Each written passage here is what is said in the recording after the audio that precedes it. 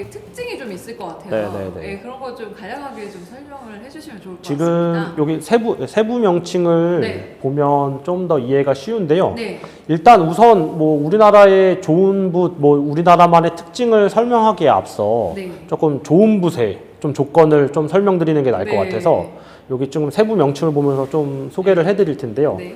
지금 보시는 게 이제 이 붓의 안쪽을 심소라고 하고요. 네. 그 다음 조금 이제 겉에 부분을 중소, 그 다음에 마지막 완전 겉에 부분을 의체라고 나눌 수 있습니다. 아, 근데 이제 심소 부분은 아무래도 이제 완전 붓의 안쪽이기 때문에 예. 좀 거친 붓들이 들어갑니다. 그래서 염소로 따지자면 네. 이 등 쪽이나 여기 이쪽 등줄기 부분은 이 줄기 목 쪽의 부분은 좀 거친 털이거든요. 네. 근데 이제 배로 가면 갈수록 이제 부드러운 털이고요. 또 이제 아까도 말씀드렸다시피 겨드랑이 쪽으로 오면 올수록 좀 부드러운 털인데 그다음에 이제 근데 이제 심소는 아무래도 거친 붓들이 들어가고요. 네. 그다음에 중소 의체로 오면 올수록 이제 부드러운 털이 들어갑니다. 아, 근데 이제 그 조금 많이 들어가는데 심소하고 중소는 많이 들어가고 의체가 제일 중요한 이유가요. 네. 의체가 지금 보시면 오드자를 쓰는데 네. 그게 이유가 뭐냐면 한 겹 옷 입힌 것처럼 부드러운 털이 한 겹이 감싸집니다. 네. 그래서 그걸 의체라 그러는데 그러니까 그 이유가 뭐냐면요. 실제로 쓰여지는 부분은 부드러워야 되잖아요. 네. 세밀해야 되고. 예, 맞아요. 그래서 가장 좋은 털, 가장 부드러운 털이 의체로서 감싸집니다. 아, 그리고 지금 제가 말씀드렸다시피 그냥 단계적으로 세 부분을 말씀드렸는데 예. 아까 이제 좋은 붓의 조건이라고 말씀드렸잖아요. 네. 말씀드린다고. 근데 이제 이렇게 단계별로 붓이 구분돼야 예. 좋은 붓입니다. 그러니까 이게 그 실제로 사용하는 분들은 알 수 없지만 네. 그러니까 여러 겹이 쌓이면 쌓일수록 좋은 붓이라고 보시면 돼요.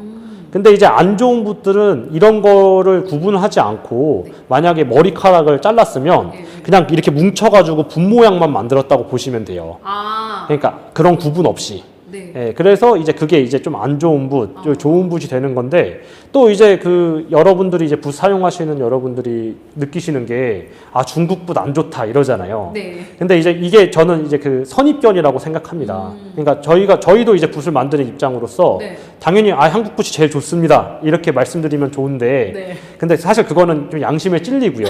예, 왜 그러냐면 예. 중국 붓이 안 좋은 게 아니라 네. 이 수입하시는 분들이 안 좋은 중국 붓만 들여와서 그런 거예요. 아, 그러니까 중국도 1000년 이상, 2000년 이상 붓을 만들어 왔는데 네. 붓 만드는 법을 모르진 않을 거 아니에요. 그쵸. 그러니까 역사가 예, 있으니까. 근데 네. 이제 그 좋은 붓들을 만드는데 그러니까 우리나라가 그걸 안 들여오는 게 문제예요. 아, 좋은 붓이 있지만 그걸 들여오지는 않는다. 그게 왜 그러냐면 비싸니까요. 네. 들여와봤자 돈이 안 되는 거죠.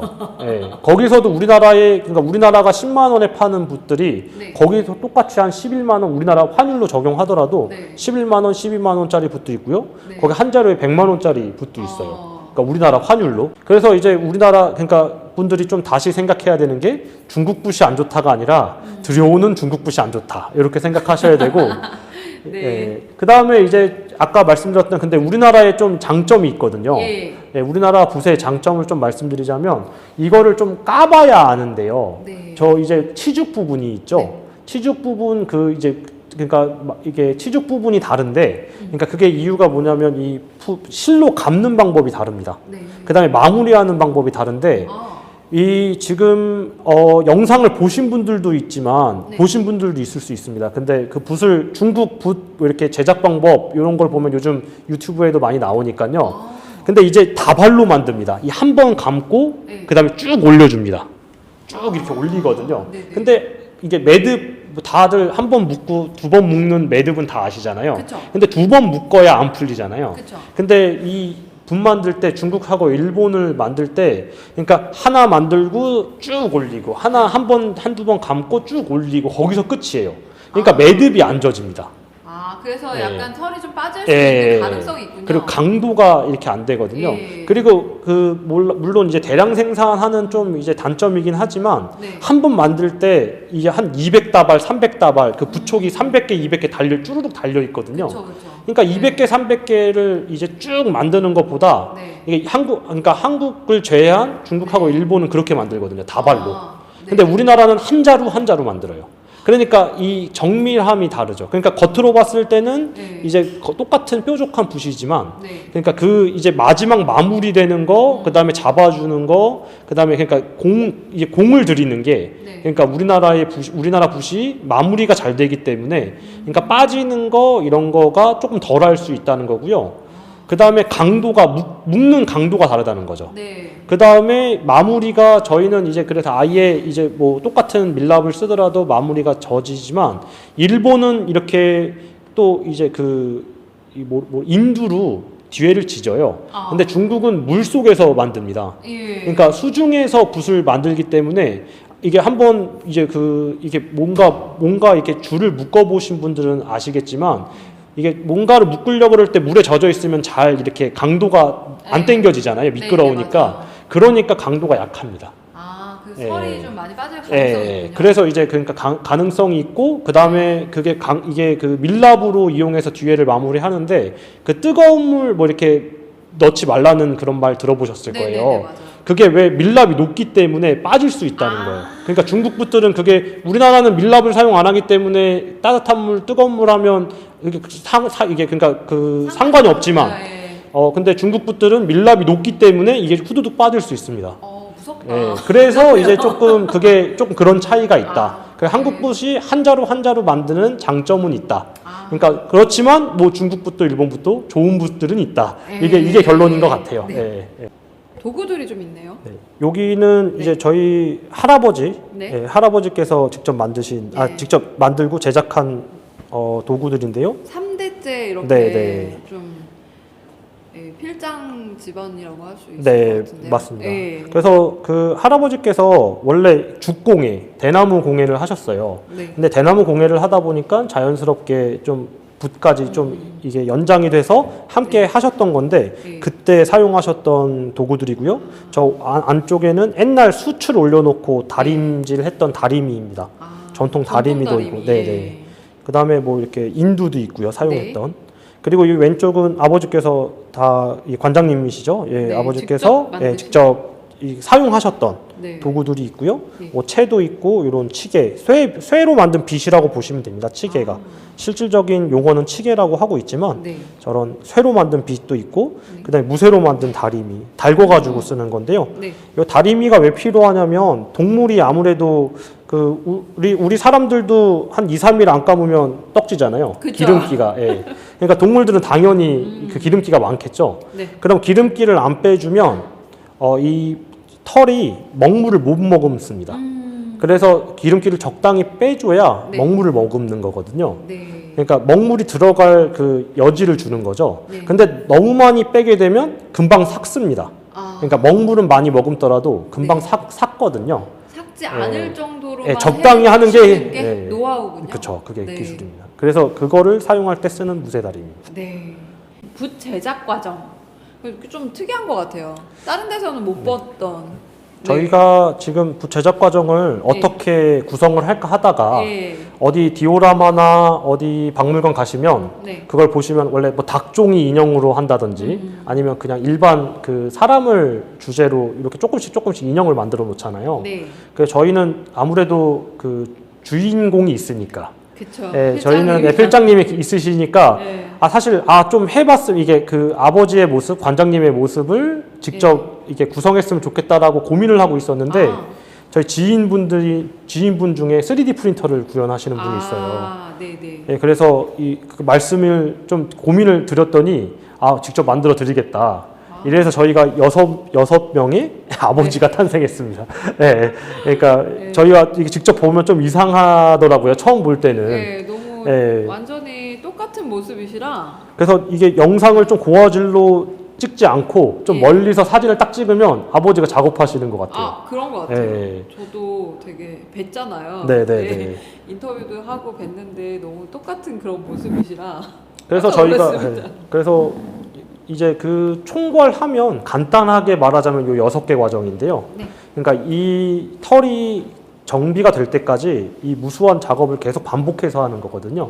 그래서 이 6개 과정을 지금 붓이 만드는 제작 과정이라고 알려드리지만 이 시간은 거의 한 2주에서 뭐 4주, 많이 걸리면 한 달이 걸리는 제작 과정을 좀 이렇게 압축해 놓은 그 인형들이다 네. 이렇게 말씀드릴 수 있습니다. 제작 시연을 통해서 얼마나 이게 반복 작업인지를 저희가 깨닫게 되더라고요.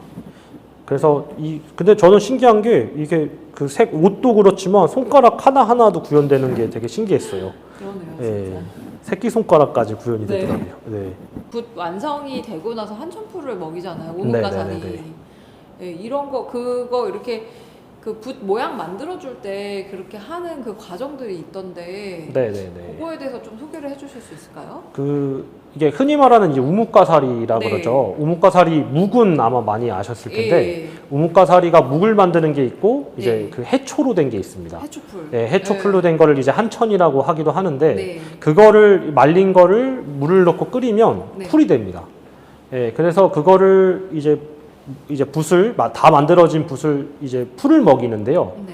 그래서 완전히 뾰족하게 만들어 가지고 굳혀줍니다. 근데 그 이유가 있는데 이 두 가지 이유에서 이 풀을 굳혀주는데요. 한 가지 이유는 요게 털이 뾰족하게 돼 있잖아요. 예. 근데 그게 중간중간 털 사이사이가 원래 공기가 들어가잖아요. 네. 근데 이거를 뾰족하게 만들어 놔서 얘네들이 이제 그 공간을 없애고 그 다음에 이 습관을 들이는 겁니다. 뾰족하게. 아. 그러니까 너네는 이제 나중에 계속 뾰족하게 있어야 돼. 네. 이렇게 그러니까 암시를 주는 거죠, 계속. 예, 그러니까 그런 한 가지 이유가 있고 네. 또 나머지 한 가지는 이제 이 붓이 언제 팔릴지 모르잖아요. 그쵸. 그러니까 누가 손상을 할 수도 있고 아니면 다를 수가 있잖아요. 그쵸. 손상을 최대한 안 하게끔 코팅하는 역할을 합니다. 그러니까 보호하는 역할을 하는 네. 거죠. 그래서 두 가지 이유로 이렇게 지금 판매되는 붓을 보면 다 뾰족하게 굳어 있을 거예요. 그쵸. 예, 그게 다 그런 이유에서 하는 네. 거고요. 예. 그 다음에 이게 우리나라는 아직까지 이제 우뭇가사리 요거 한천을 쓰고 있는데 좀 중국이나 일본은 좀 이렇게 화학약품도 쓰고 있더라고요. 네. 근데 그게 이렇게 인체에 이렇게 풀을 바로 풀 거니까 인체에 네. 유해한 건 아니지만 아직 그러니까 그래도 여기 지금은 계속 하고 있다. 우리나라는 예, 계속 자연 재료를 이용하고 있다라고 말씀드릴 수 있습니다. 네. 저는 이제 또 부디아기 박물관에 대해서 좀 궁금한 게 제가 있었는데 네, 네, 네. 부디아기 박물관을 어떻게 해서 이제 기획을 좀 하게 되셨는지 네. 그게 굉장히 궁금하더라고요. 이제 관장님께서 네. 무형문화재가 되신 다음에 네. 꿈이 있었습니다. 그러니까 이제 관장님께서도 꿈이 있으셨고 네. 저도 계속 그 박물관에서 사립박물관에서 일을 했고요. 그래서 그 꿈이 저의 꿈이자 이제 네. 아버지의 꿈이 이게 박물관 작게나마 하나 있었으면 좋겠다. 네. 운영하고 네. 좀 이렇게 그랬으면 좋겠다 이렇게 했는데 마침 그 15년도 16년도쯤에 네. 그때는 이제 안전행정부죠. 네. 안전행정부에서 향토 명품화 사업이 있었어요. 그게 전국에서 22개 업체를 뽑는데 네.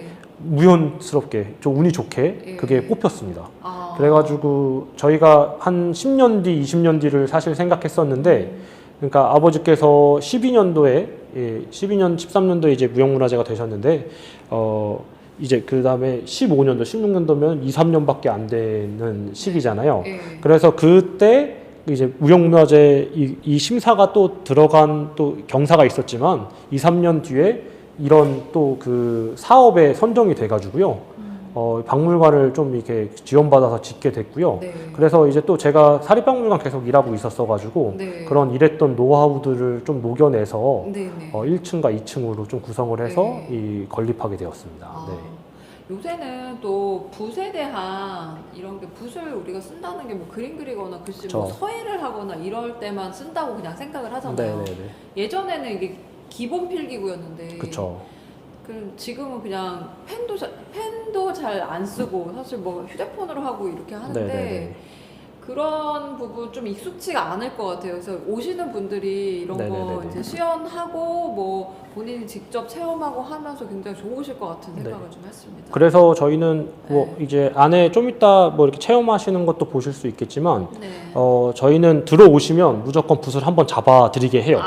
네, 그래서 맞아. 물로 쓰는 화선지가 있어서 네. 그러니까 이거는 어차피 남은 것도 아니고 어차피 네. 사라진다. 네. 이게 부담감을 좀 낮춰드리고 그쵸. 붓을 한 번도 안 잡아보신 분들도 많으니까 네. 한번 들어오시면 붓을 한번 잡아보셔라 이렇게 말씀드리고 있고 네. 그래서 도구로서 이제 그 연필이랑 볼펜 아니면 뭐 이제 그 만년필도 익숙치 않은 세대잖아요. 그럼요. 연필하고 네. 볼펜이 가장 좀 이렇게 익숙한 도구인데 네.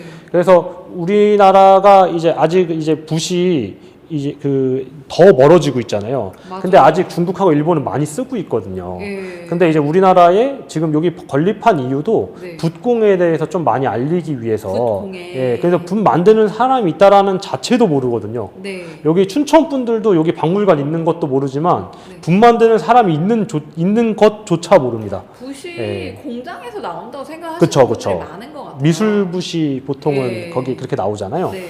근데 우리나라 이게 마찬가지고 뭐 한중일 다 전통붓에 대해서는 다 기계를 어느 정도 들어갈 수 있는 게 한계가 있거든요. 예. 다 손으로 만드는 건 똑같습니다. 아. 예, 그러니까 그거를 좀 알리기 위한 용도로 네. 박물관을 좀 건립한 이유도 있습니다.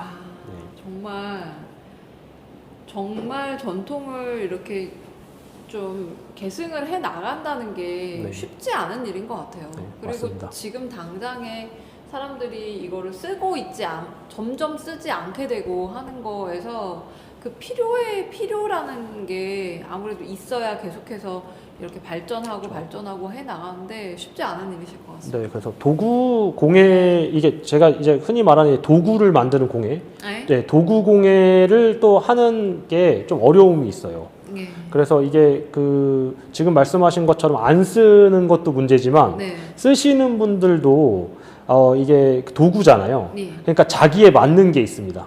그러니까 신발도 도구잖아요. 어떻게 하면. 네. 근데 신발을 아무리 메이커로 잘 만들더라도 네. 그게 안 맞는 사람이 있습니다.